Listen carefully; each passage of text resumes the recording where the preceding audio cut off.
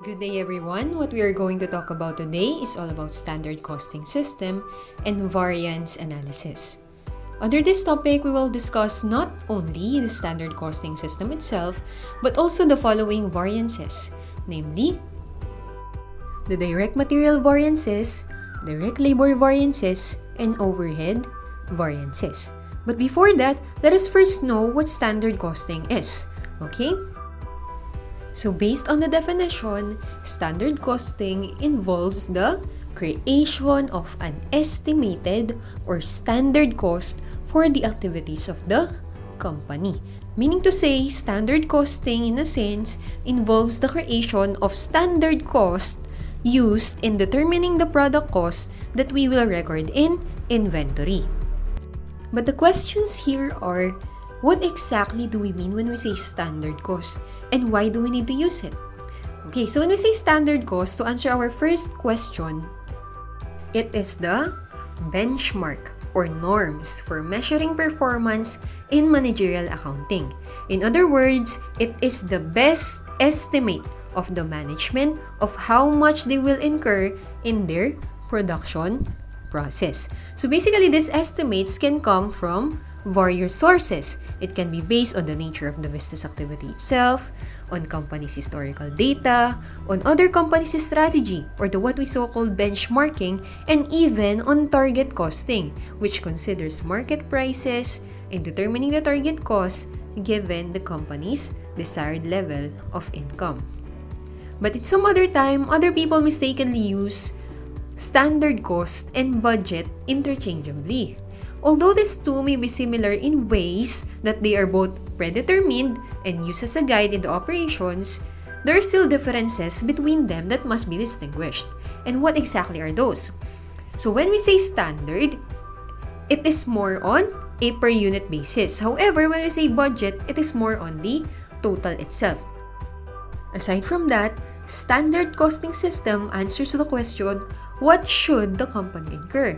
However, when we say budget, it answers the question, what did the company plan to incur?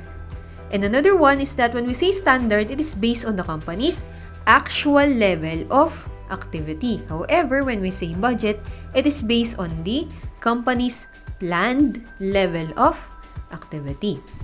And as I mentioned earlier, to answer our second question, which is, why do we need to use standard cost? So to answer that question, managements of every companies need to use standard costs because like the reason why normal costing system exists, the management needs to apply the manufacturing or product cost at the beginning of the production. And as we all know, the actual manufacturing cost can only be determined at the end of the process. So in a sense, standard costing system is needed for the immediate determination of the billing price. Okay? But before we can really move on, and since I mentioned normal costing system already, just remember that standard costing and normal costing are different from each other as well.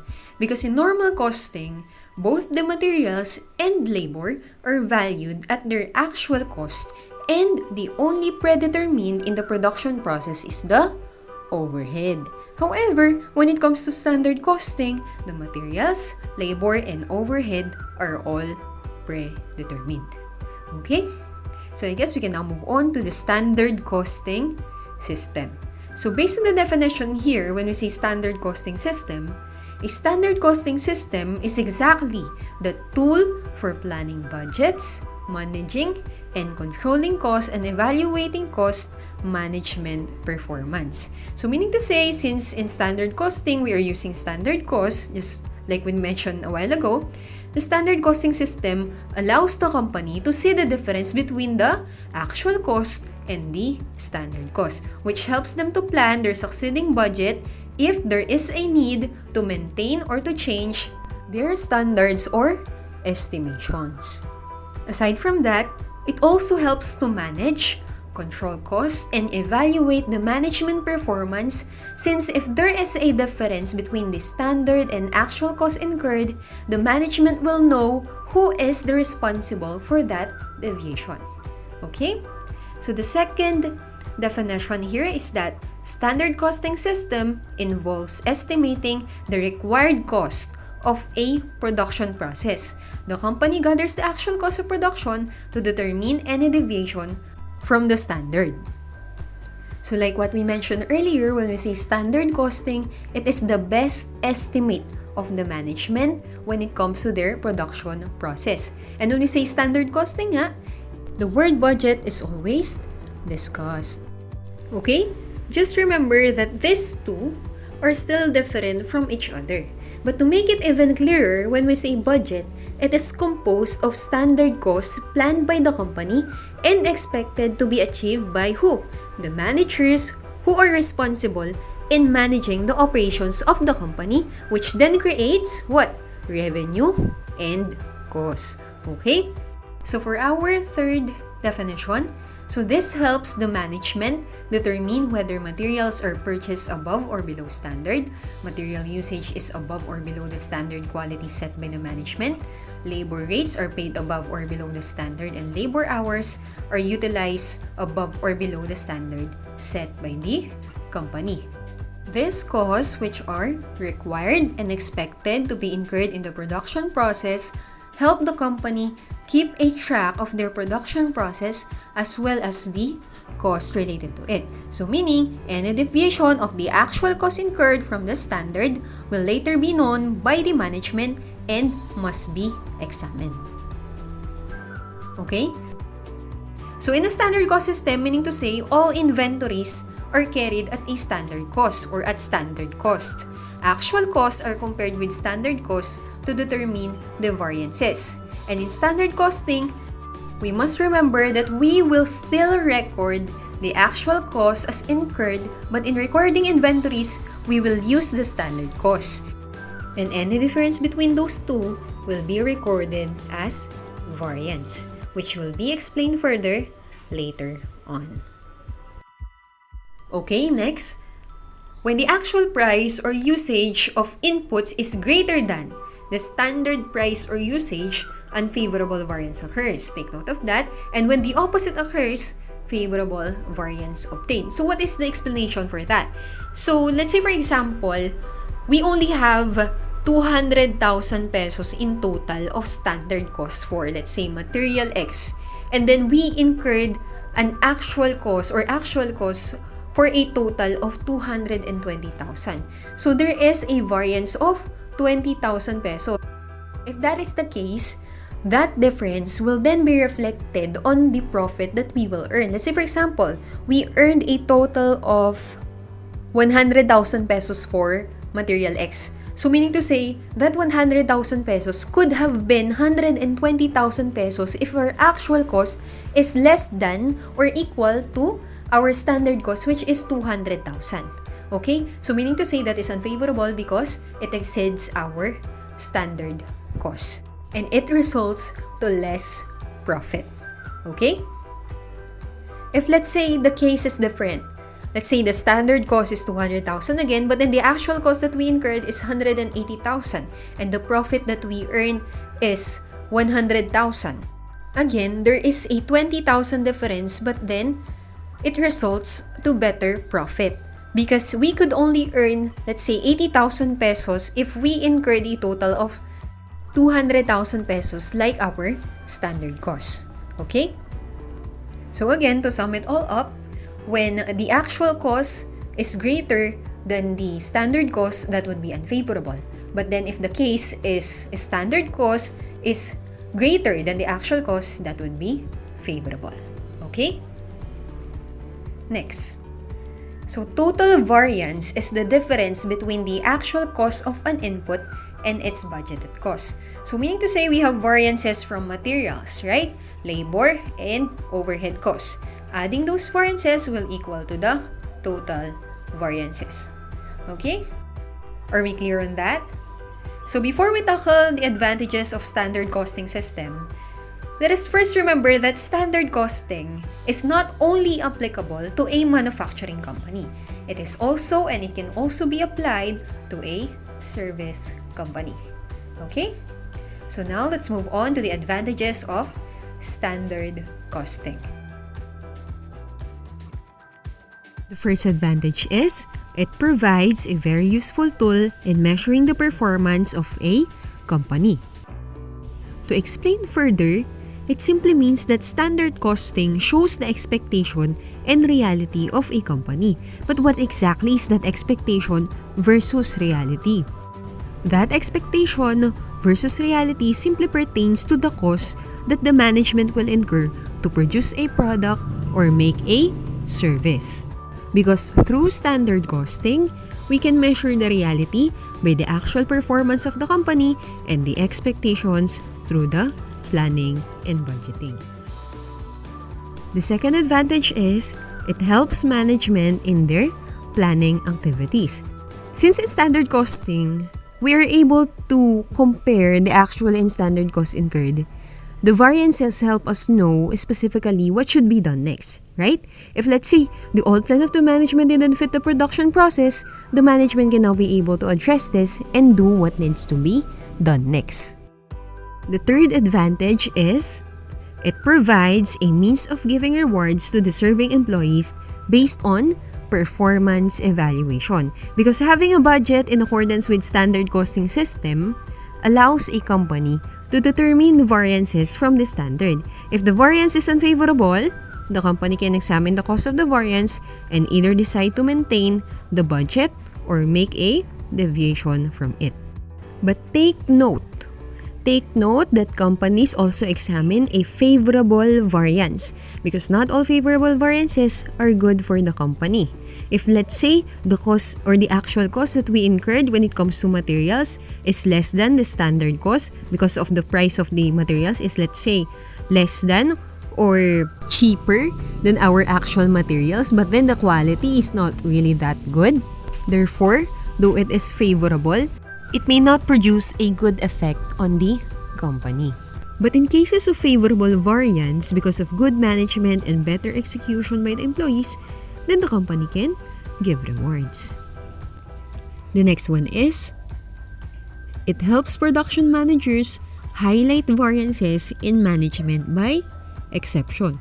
So I guess at this point, we must be clear that not all variances are important.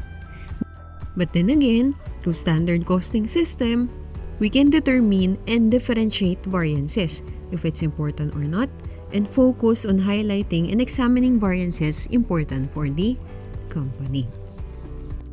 Aside from that, production managers can also use standard costing system to align their performance to the expectation of the company and also to determine the effectiveness of their management. Next is easier to use than actual or normal costing system. I already mentioned a while ago the difference between normal costing and standard costing. So in here, let me just say that standard costing also helps in pricing products with customer specification as there is what? A planned cost for every components of the product. And last, costing of inventories and cost of sales is simplified. Okay? Because inventories are recorded in accordance with the standard cost, it makes the pricing easier to establish. Rather than waiting for the actual cost to be allocated among the products, we can just easily determine the price that we will charge to the customer. Are we clear on that? If we are clear, I guess we can now move on to the analysis of variances.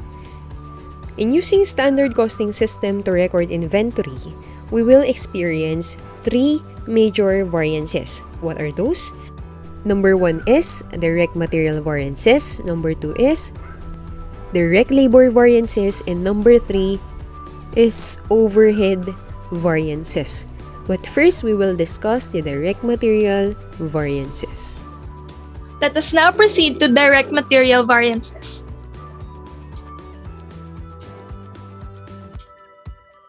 The first step in developing material standards is to identify and list the specific direct materials to manufacture the product. In setting direct material standards, we have two sections which is based on quantity and price. Standard quantity per unit is summarized in a bill of materials, while standard price per unit can be found in the final delivered cost of materials net of discounts. Product specification will give us what we need at standard pa rin ito. Now, we need to ask ourselves, is there a product specification document? If yes, use the product specification document itself. If no, material specifications can be determined by: first is observing the production area, second, questioning the product personnel, third, inspecting material requisitions, and fourth is reviewing product-related cost accounts. However, in management advisory services, given na ito at madali na lang ipahanap, nagkakaroon lang ng variances because there are certain companies na nag-a-allow ng allowance for waste. Ika nga, diba, there is no perfect company. 4 things that must be known about material inputs in standards development. The first one, type of material needed. For example, for a manufacturing company, the type of material that they need is of course wood. Second is the quality of material needed. Substandard ba or yung higher quality of material? It is important to know kasi connected lahat yan. If mababa lang yung quality and we need to produce a well-developed output, magre-result ito sa paggamit ng mas maraming materials. Third is the quantity of the material needed. Regarding the quantity, isa rin itong variance na nakaka-apekto sa ating pricing. Then the fourth is of course the price or cost per unit. Prior to buying the materials, kailangan muna natin malaman kung magkano ba natin ito mabibili.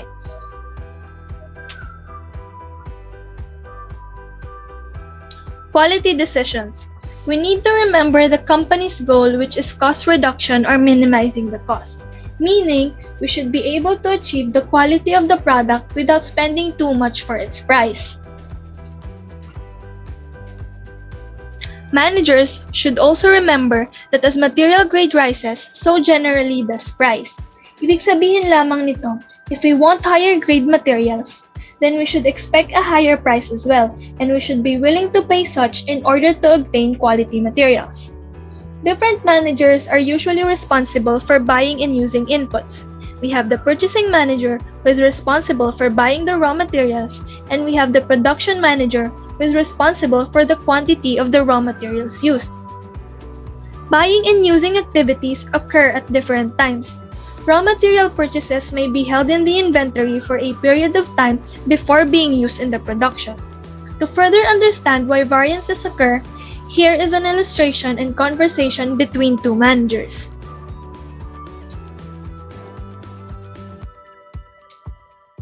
Sabi ni production manager, I am not responsible for this unfavorable materials quantity variance. You purchased cheap materials, so my people had to use more of it. Ito naman ang sabi ni purchasing manager. Your poor scheduling sometimes requires me to rush order materials at a higher price, causing unfavorable price variances. What is our takeaway from this conversation? In order for the management to know what caused the variance, they will investigate. Sa conversation na nakita natin yung shortcomings ng dalawang managers and what ultimately led to the material variances.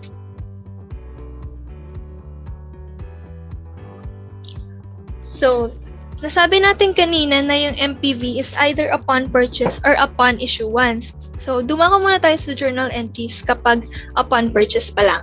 So, let's use the laser pointer. We debit raw materials inventory, which is the standard price times the actual quantity purchased. And we credit accounts payable, which is the actual price times the actual quantity purchased. So, mapapansin natin dito sa dalawa, meron tayong difference between the prices. So, dyan papasok yung material price variance natin. Material price variance has a formula of the difference between the price times the actual quantity. If MPV has a debit balance, then actual price is greater than the standard price. Ibig sabihin nun, unfavorable siya for the company. So, kapag in-issue na natin siya sa production, of course, we will debit work in process, which is the standard price times the standard quantity issued, And we credit raw materials inventory, which is the standard price times the actual quantity issued. So, mapapansin natin, meron tayong difference when it comes to quantity. So, dyan papasok yung material quantity variance natin. Material quantity variance has a formula of the difference between the quantity times the standard price. If MQV has a credit balance, ibig sabihin nun, standard quantity is greater than the actual quantity, which means favorable siya for the company. Mako naman tayo kapag upon issuance na. Kapag pinurchase pa lang, we debit raw materials inventory, which is the actual quantity times the actual price, and we credit the accounts payable, which is the actual quantity times the actual price as well. Kung mapapansin natin, walang difference sa formula ng dalawa. Ibig sabihin, upon purchase, there is no variance. So, doon naman tayo kapag in-issue na. Dun, we debit work in process, which is the standard price times the standard quantity. And we credit raw materials purchase, which is the actual price times the actual quantity. Mapapansin natin sa dalawa, di ba? Both price and both quantity, meron na silang variance. So, we have the material price variance and the materials quantity variance. Kapag naka-debit ulit ang material price variance, di ba, nasabi natin kanina, it is unfavorable. Kasi, mas malaki or mas greater yung actual price. Kapag naman naka-credit yung materials quantity variance, ibig sabihin, favorable siya for the company. Kasi, mas malaki ang standard quantity kesa sa actual quantity. So, ito na. Mag-problem solving na tayo. Ito yung ating problem.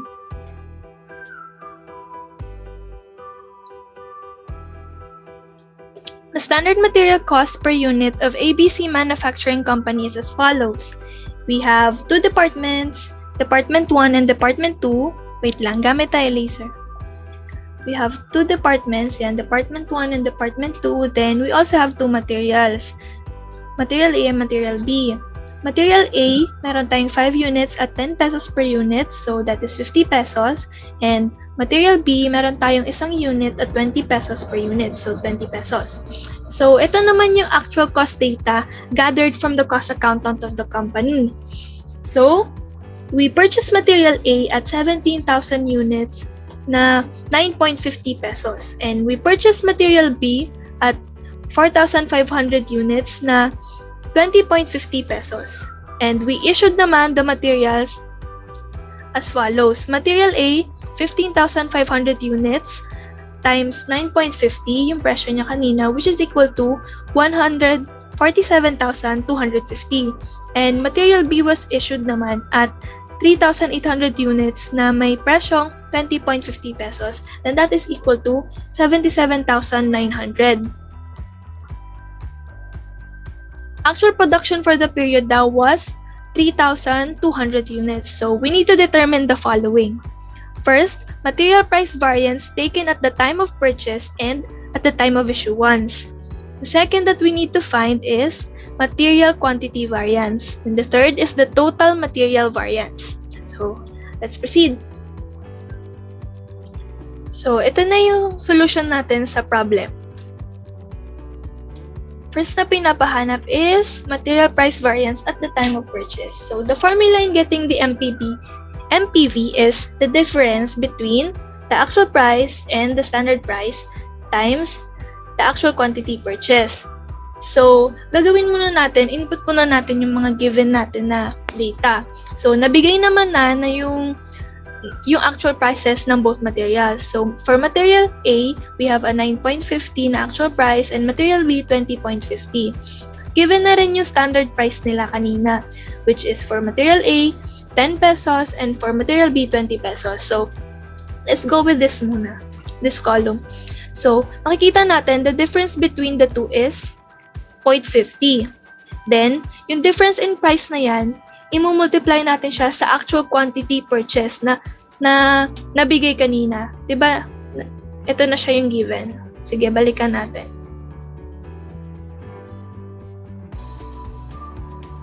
Ito, 17,000 and 4,500. So, let's go.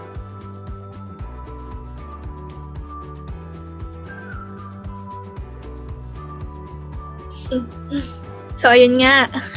Nabigay na yung actual quantity purchase. Times mo siya sa difference sa price, which is 0.50. Then, we have the answer, which is 8,500 favorable for Department A material. Department 1 material A.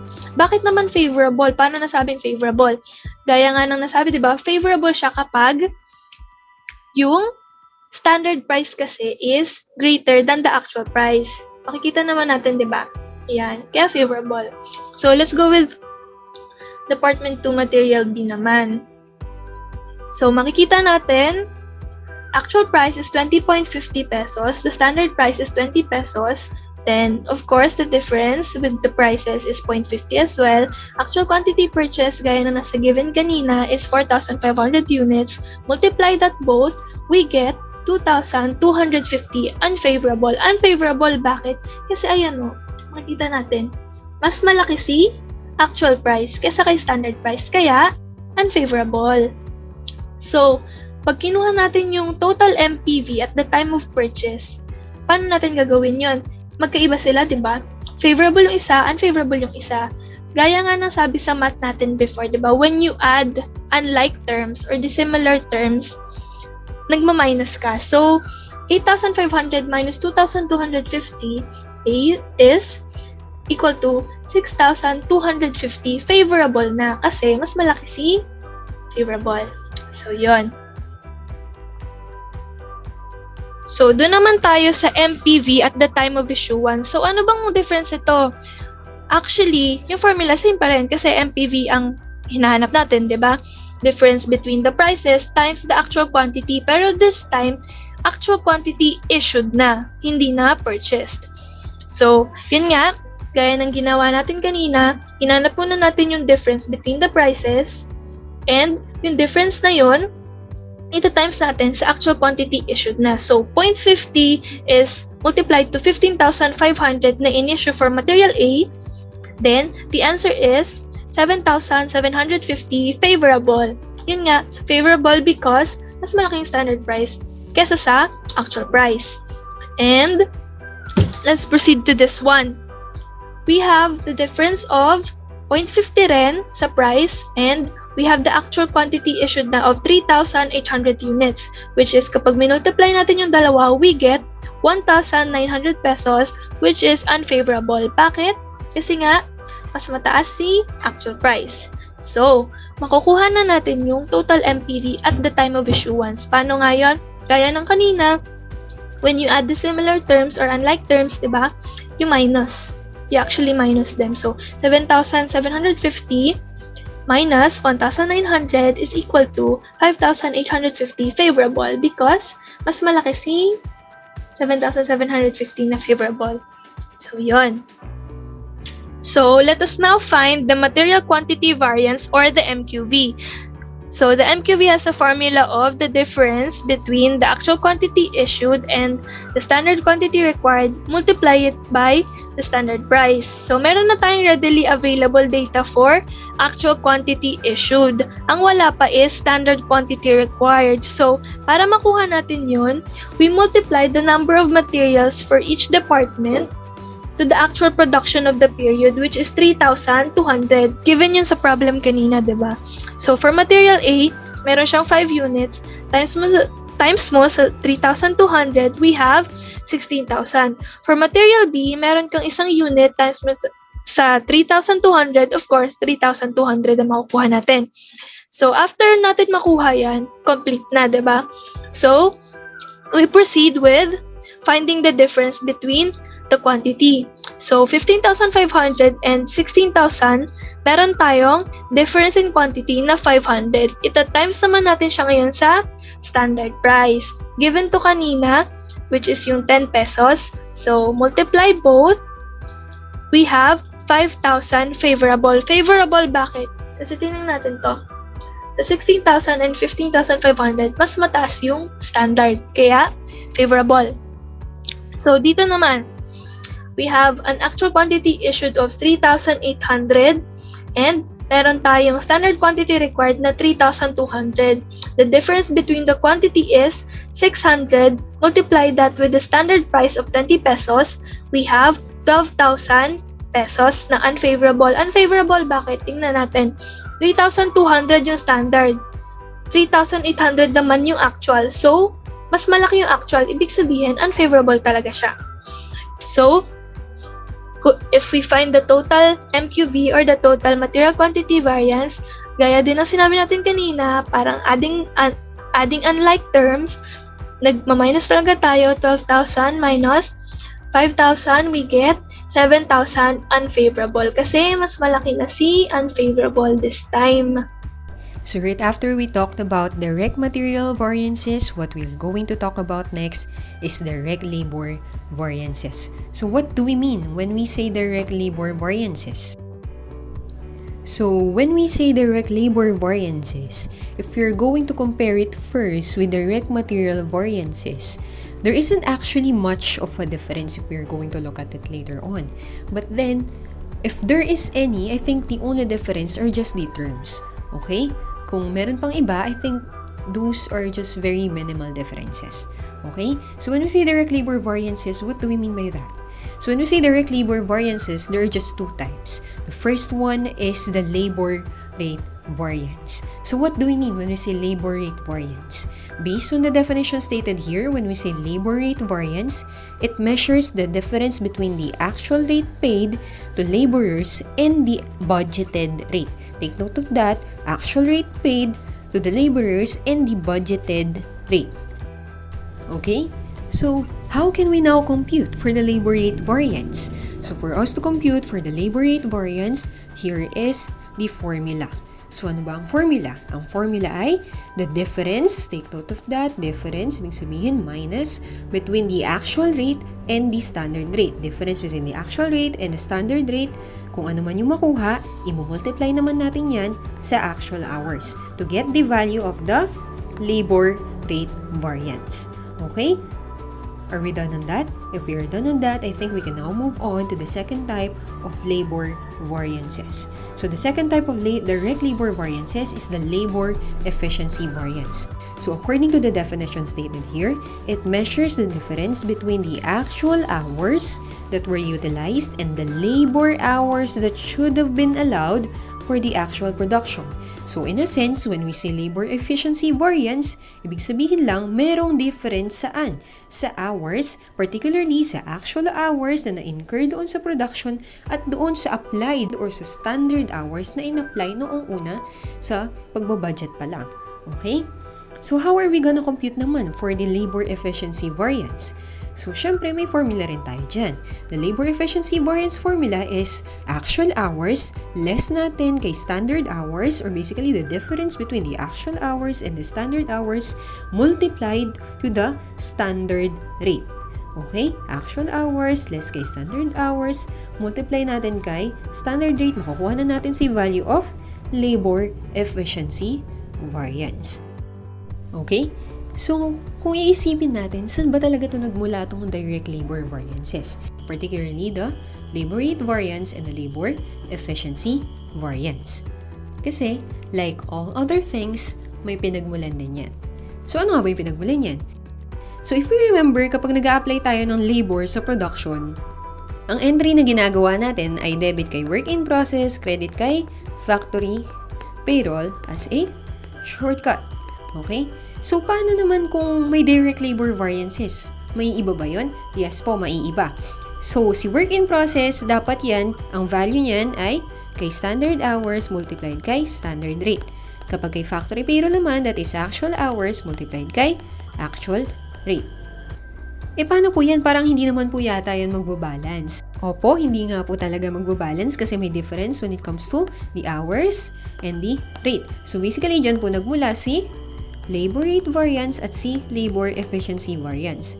And if we can remember, when we say labor rate variance, it is the difference between the actual rate and the standard rate multiplied to the actual hours. And when we say labor efficiency variance, it is the difference between the actual hours and the standard hours multiplied kay standard rate.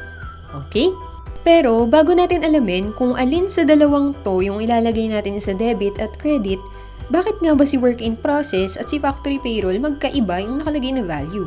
So si work in process kasi, di ba, kapag nag-apply tayo ng labor sa production, sa unang part pa yun, di ba? Sa una pa lang, nag-a-apply na tayo ng labor sa production. Hindi pa natin hihintayin yung kaduluduluhan ng production, may apply lang natin yung labor sa production. So, ibig sabihin, ang i-apply natin na value is si standard. Parehas, standard hours as si standard rate. Okay? Kapag si factory payroll naman, bakit po si factory payroll naka-actual? Syempre, hindi naman natin kasi pwedeng sabihin sa mga workers natin na sorry. Sorry kasi ito lang yung standard namin na in-apply namin sa production. Hindi. Syempre, kung ano yung actual rate nila at kung ano yung actual hours na na-incur nila sa production, yun yung ibabayad mo sa kanila, ayun yung ilalagay mo sa production. So, kaya po tayo nagkaroon ng variances because of that. At ngayon, alamin naman natin kung ano yung ilalagay natin sa debit at credit. So, as far as we can remember, when we say labor rate variance, it is favorable. And we say labor efficiency variance, it is unfavorable. Favorable si labor rate variance kasi mas mataas sino? Si standard rate kay actual rate. Okay? And si labor efficiency variance kaya siya unfavorable kasi mas mataas si actual hours kay standard hours. So kapag favorable, laging tatandaan, iyan ay nasa credit side. FC. Kapag unfavorable naman, ang ide-debit natin ay si labor efficiency variance. So, as a summary, dyan nagmula yung direct labor variances. The difference between the work in process na in-apply at sa factory payroll na actual talaga. Okay, next. The next thing that we're going to discuss is the total labor variance. So, madali lang naman si total labor variance. When we say total labor variance, it's just the sum. Take note of that. Sum of the labor rate variance and the labor efficiency variance. Okay? After that, okay, we can now, I guess, test our knowledge based on what we've learned just a while ago by answering these sample problems. Right? Okay, ready na ba? Kung ready na, let's go. So, okay, illustration number 1 is based on Amara Company. So, according to this, information on Amara Company's labor cost is as follows. Ano-ano nga ba yung mga tinatanong? Si labor rate variance, next ay si labor efficiency variance, at si total labor variance. So, kaya natin sagutin yan? Siyempre, kung nakinig tayo a while ago, masasagot natin yan. So, sagutan naman natin. At iyan na nga rin ang ating solution. Ang tinatanong sa number 1 is si total, or I mean si labor rate variance. So, if we can remember, ang formula natin kay labor rate variance is the difference between the actual rate at kay standard rate times natin kay actual hours. So, hanapin lang natin dyan. Saan ba dyan si actual rate? Diba si actual direct labor rate daw ito, 33 pesos. Si standard rate ay 32.50 po yan. At ang actual hours natin ay 3,300 hours. Okay? Malagay naman sa problem. So, computin lang natin. So, si 33 pesos, iles natin kay 32 and 50. Makukuha natin is 0.50. Multiply natin kay 3,300 hours. Ang makukuha nating labor rate variance is total to 1,650. Okay ba yan? Kung okay yun, let's go to number 2. Again, yan lang ulit si problem regarding Amara Company.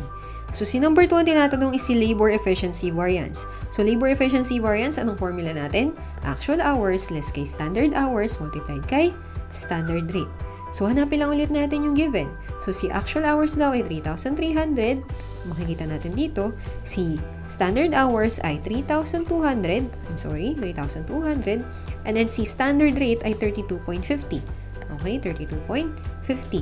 So, paano ngayon? Si labor efficiency variance equals natin kay difference between the actual hours, which is 3,300, and the standard hours, which is 3,200, multiply lang natin kay 32.50.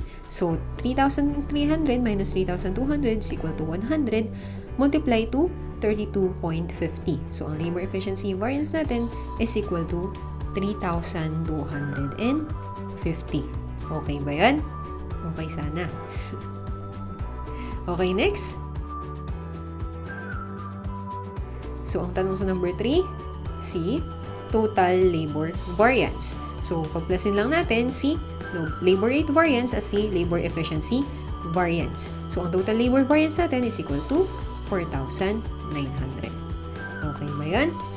Okay yun, di ba? Okay, kung okay yun, kung natatandaan natin kanina, pinag-aralan din natin o na-discuss din natin yung entries regarding sa pag-apply or kung merong mga direct labor variances. So, ang entry natin, work in process, kagaya ng sabi natin kanina, 'di ba? Si work in process valued at standard hours, standard rate multiplied to standard hours. Si factory payroll, actual rate multiplied kay actual hours. So, ang makukuha natin sa work in process, si 32.50 na standard rate, multiply natin kay 3,200 na standard hours equals yan kay 104,000. Okay? And then si factory payroll naman, kung magkano talaga yung actual na hours at rate na kasama dun sa problem, syempre, yun yung makukuha natin. So, ang total yan is 108,900. So, may variance nga, hindi magbabalance. So, si labor rate variance, anong formula niyan? Yung difference between the actual rate at si standard rate multiplied kay actual hours. Sa labor efficiency variance naman, ang difference yan is si actual hours less kay standard hours multiplied kay standard rate. Kung ano man yung value niya na nakalagay dun sa problem kay Amara Company, yun lang ilalagay natin dyan. Which is yung na-compute natin kanina. 1,650 kay labor rate variance at 3,250 kay labor efficiency variance. Okay ba yun? Okay. So, I guess we can now move on to our illustration number 2. So, based on illustration number 2, kay Katana Company naman to. Information on Katana Company's labor costs is as follows. So, ayan yung mga given. Ang tanong, what were the actual hours? Ang tinatanong, actual hours worked rounded to the nearest hour. So, bakit ganun? Hindi naman natin napag-aralan yun na. Yung standard at ano lang naman napag-aralan natin, yung direct labor variance na yung dalawa, yung labor rate variance at labor efficiency, bakit may actual hours dyan? So yes, hindi man natin directly na pag-aralan kung paano i-solve si actual hours, masisolve pa rin natin yan given nakasama siya sa formula ni labor rate variance at labor efficiency variance. So yun na nga, i-solve na natin si actual hours. Huwag tayong matakot. Okay? So una, hanapin muna natin yung given. Or tignan muna natin yung given. Under the given, mapapansin natin na merong direct labor efficiency variance na unfavorable valued at 4,200 pesos. Kung matatandaan natin, when we say direct labor efficiency variance, di ba kapag si labor efficiency variance, anong formula niyan? Labor efficiency variance, yan yung difference si actual hours less kay standard hours multiplied kay kay standard rate. Okay? So, ang tanong, mako-compute ba natin sa actual hours dyan? Yes po, kasi meron naman tayong given na standard hours at standard rate. Ang nawawala na lang po natin is si actual hours. So, ito na nga po kung paano natin masolve yan. So, yan nga po yung ating formula which is si labor efficiency variance is equal to AH minus SH multiply natin kay SR or sa standard rate. Okay? So, ang labor efficiency variance natin is equal to 4,200 na alin? 4,200 na unfavorable. Ibig sabihin, dapat mas malaki. Mas malaki si actual hours kay standard hours which is 10,000 pesos. And then, i-multiply lang natin yan kay standard rate ng 3.75. So, ang mangyayari dyan, distributive formula lang tayo or distributive property na 3.75, multiply natin kay actual hours which is mag-equal to 3.75 AH equals to 3.75 times 10,000 which is equals to 37,500. And then, lipat-lipat lang po tayo. Groupings lang, So, 37,500 plus natin si 4,200 na unfavorable labor efficiency variance, that would be equal to 41,700. And then, si 3.75 AH, syempre, para makancel natin si 3.75, i-divide natin yan kay 3.75. So, 41,700 divided by 3.75, ang AH natin or yung actual hours na na-incur natin is equal to 11,120. Unfavorable nga ba? Yes po, unfavorable dahil mas mataas si actual hours kay standard hours na 10,000 pesos. Okay po ba tayo doon? Okay.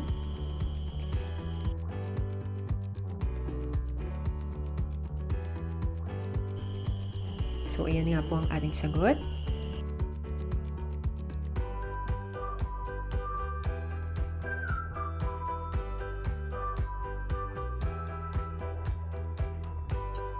For our next topic, we are going to talk about overhead variances. Overhead variance can be classified as variable overhead variance, and fixed overhead variance. In standard costing and variance analysis of overhead, we actually have 4 ways to solve for the variances. But in this video, we're only going to discuss the one-way and two-way method. We'll start with the one-way variance method. This method only concerns itself with the total overhead variance, the comparison between the actual factory overhead and the applied factory overhead. After finding what we need, we're just going to get their difference. To find the actual factory overhead, we must add the actual fixed overhead and actual variable overhead. On the other hand, to find the applied factory overhead, we need to add the products of the two formulas. The first one is the fixed overhead rate multiplied by the standard quantity, and the second is the variable overhead rate multiplied by the standard quantity. After getting their products, we will now compare and get the difference of the actual overhead and the applied overhead to get the total overhead variance, and determine whether the result is favorable or unfavorable for the company. Now let's have some examples. Moonlight Company uses a standard cost system for its production process and applies overhead based on direct labor hours. The following information is available for August when Moonlight made 4,500 units. As we can see, below are the standard rates and budget used by the company, as well as the actual cost incurred for the month of August. Take note that the overhead variances amounting to 10,000 pesos or less are considered immaterial by the company. The question is, using the one-way variance method, what is the total overhead variance? According to the problem, ang hinahanap natin ay ang total overhead variance. It is important to not forget na ang kailangan lang natin hanapin ay ang actual and applied overhead. Now, we will focus on the actual overhead first. We need to be reminded na kailangan natin kunin ng sum ng actual fixed overhead and actual variable overhead in order to get our actual overhead. And as per our problem, they are already given. Para sa ating actual fixed overhead, meron tayong 38,000 pesos and 26,250 pesos naman ang ating actual variable overhead. So establishing the formula, we will have 38,000 pesos plus 26,250 pesos is equal to 64,250 pesos. Next, for our applied overhead, we will establish the formula. Applied overhead is equal to the quantity of fixed overhead rate multiplied by the standard quantity plus the quantity of the variable overhead rate multiplied by the standard quantity. And upon establishing the formula, we will proceed to substitution of appropriate amounts. Dito muna tayo sa unang parenthesis. Ang ating fixed overhead rate per direct labor hours ay 3.10 pesos. Then, imumultiply natin ito sa direct labor hours per unit na 2.50 pesos. And also to our total number of outputs, which is 4,500 units. Sa second parenthesis naman, ang ating variable overhead rate ay 1.75 pesos. Imumultiply din natin ito sa ating direct labor hours per unit na 2.50 pesos at sa total number of outputs ng 4,500 units, leading us to the amounts 34,875 pesos at 19,687.50 pesos respectively. And by adding them together, will result to our applied overhead na 54,562.50 pesos. Ngayon, nakuha na natin ang actual at applied overhead. We will now compare and get their difference. So, the difference between the actual overhead na 64,250 and the applied overhead na 54,562.50 is equal to 9,687.50. Favorable or unfavorable? It is indicated to be unfavorable. Bakit? Dahil mas mataas ang ating actual kaysa sa in-apply natin. Ang standard natin ay 54,562.50, pero ang ginastos natin para sa ating overhead ay 64,250 talaga, giving us the result of 9,687.50 unfavorable total overhead variance. Remember din na, whether one-way or two-way, kapag mas malaki yung nasa left side ng diagram, ito ay unfavorable. And favorable naman if otherwise. For our journal entries, debit, factory overhead control for our actual overhead na 64,250 credited to various accounts. And debit, work in process for the amount charged to production na 54,562.50 credited to factory overhead applied. And lastly, since nagsabi sa problem ang mga overhead variance na 10,000 pesos pababa ay considered immaterial, the cost will be absorbed by the cost of sales, giving us a debit of cost of sales 9,687.50 and credit factory overhead for the same amount. Kung sakali lang na material ang variance, ito ay i-allocate sa work in process, finished goods, at cost of sales accounts based on their respective amounts. Now, we will tackle the two-way variance, where we will deal with the controllable and non-controllable variance. Compared to the previous approach, here in two-way, we get to introduce the budgeted allowance on standard hours, also known as BASH, which we will also be using for the computation of the two variances, at ang formula nito ay makikita natin mamaya sa next slide. Controllable variance is also known as the budget variance. This variance occurs when the expected factory overhead, or the number of direct labor hours allowed, is more or less than the actual.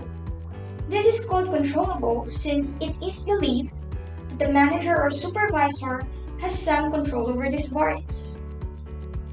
Dumako naman tayo sa non-controllable variance, which is also known as the volume variance. Dito, yung variance ay wala lang sa fixed overhead since magkaparehas na ng ginamit na variable overhead ang BASH at standard overhead. To get the controllable variance, we will compare the actual overhead incurred, which is total ng actual fixed and variable overhead, with the BASH. BASH is comprised of fixed overhead budgeted, or minsan ang ibibigay lang sa problem is yung fixed overhead rate, tas ibibigay yung normal capacity. You just have to multiply the two to get the fixed overhead budgeted. For the variable overhead, you just have to multiply the standard hours with the variable overhead rate. Para madaling tandaan, pag kukunin ng variable overhead ng BASH, i-stress out mo lang yung huling dalawang letra na SH, which stands for standard hours.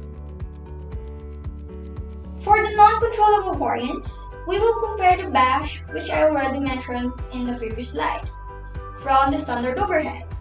And in order to get the standard overhead, we will be multiplying the standard hours with the standard rate. Now let's have some example.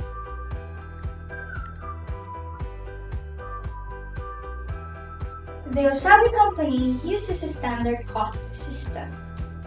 The factory overhead standard rate per direct labor hour is presented below. Fixed overhead rate is equal to 4,500 pesos over 5,000 hours of normal capacity, leading us to 90 centavo, while the variable overhead rate is equal to 7,500 pesos over 5,000 of normal capacity hours, leading us to 1.50 pesos, giving us a total overhead rate of 2.40 pesos. For the October, the actual factory overhead was 11,000 pesos. Actual labor hours worked were 4,400, and the standard hours allowed for actual production were 4,500.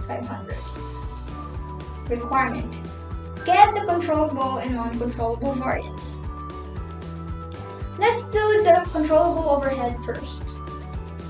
So, since sinabi na sa problem yung actual overhead, kukunin na lang natin siya, which amounts to 11,000 pesos. Pero minsan, magkaiwalay na ibibigay yung actual variable overhead and actual fixed overhead. Kaya you just have to add the two to get the total actual overhead. Sa BASH, yung fixed budgeted overhead is given din, at yun ay 4,500 pesos. But sometimes, ang given lang is the normal capacity and the fixed overhead rate. Kaya you just have to multiply the two rin. While sa variable overhead, you just have to multiply ang standard overhead rate na 1.50 sa standard hours allowed for production na 4,500. And that will give us the amount of 6,750 pesos. And then, we will add the fixed and variable overhead to get the total bash na 11,250 pesos. Afterwards, we will proceed to the comparison of the two. And mapapansin natin na may variance na 250. Ang tanong is if it is favorable or unfavorable.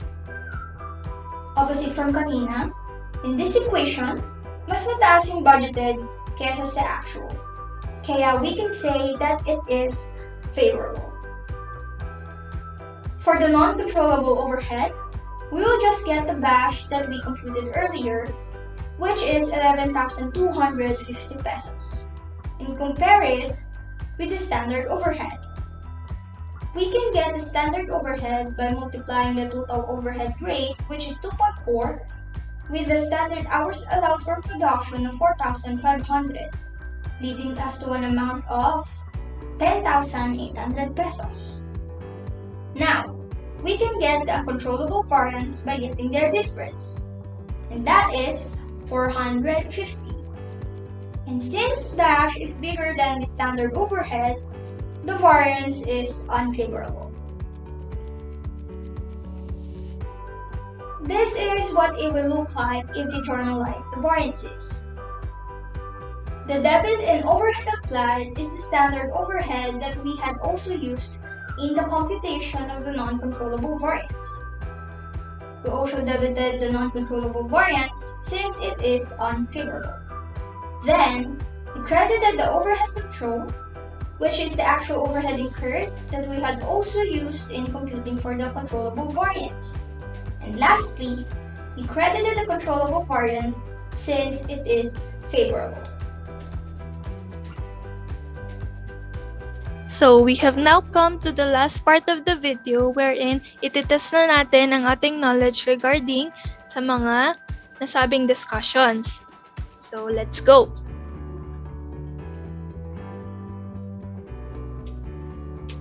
Which of the following statements regarding standard costing system is true?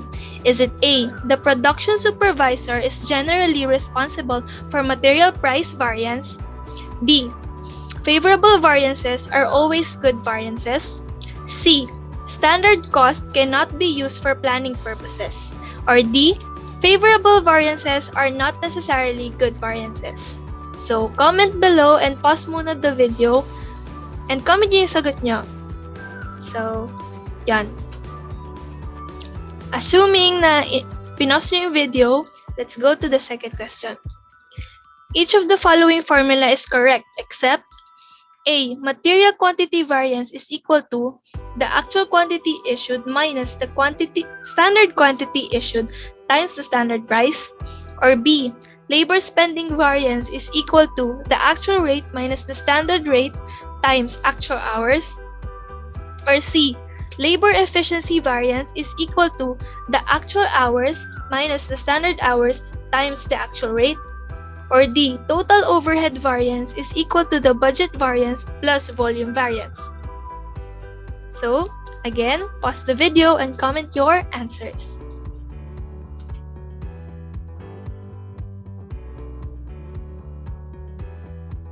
So, let's proceed with one problem. A1 company produces industrial chemicals using standard cost system. A1 company developed the following formula for budgeting monthly factory overhead costs. Total overhead cost is equal to 840,000 plus 11,000 times direct labor hours.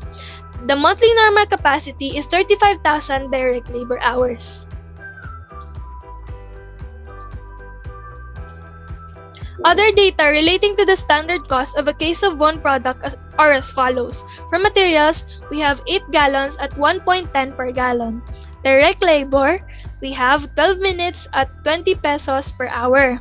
In the month of August, A1 company produced 200,000 cases and had the following costs. Material purchased, which is 1,800,000 gallons, is equal to 2,160,000 pesos. Materials used, is 1,688,000 gallons, and direct labor of 36,000 hours is equal to 733,050 pesos.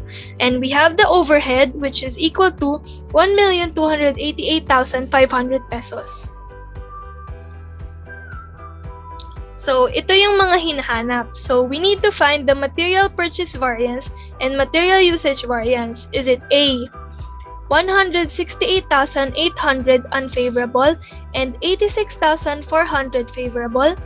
Or B, 180,000 favorable and 96,200 favorable? Or C, 168,800 favorable and 86,400 unfavorable? Or D, 180,000 unfavorable and 96,800 unfavorable? So pause the video and comment your answers. Let's proceed with the next question. Labor rate variance and labor efficiency variance naman ang hinahanap. Is it A, 9,050 unfavorable and 76,000 favorable? Or B, 10,000 unfavorable and 76,950 favorable? C, 10,000 unfavorable and 76,000 favorable? Or D, 9,050 unfavorable and 76,950 favorable? So again, pause the video and comment your answers. So, the next question, total overhead variance naman. Is it A, 63,500 favorable? Or B, 63,500 unfavorable? C, 52,500 favorable? D, 52,500 unfavorable? So, pause the video and comment your answers.